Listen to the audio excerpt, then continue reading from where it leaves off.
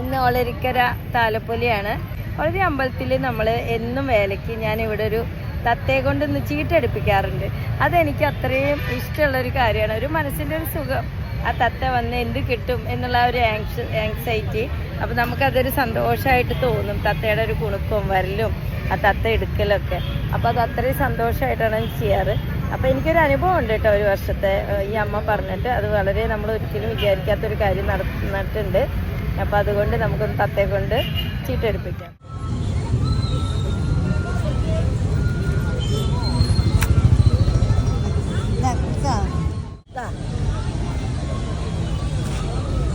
ഗണപതിയാണ് ഇത് കേൾക്കുന്നേ.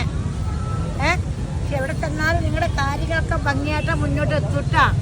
ദൈവസഹായങ്ങളൊക്കെ ഉണ്ട്, എല്ലാവർക്കും വേണ്ടപ്പെട്ട ആളാ.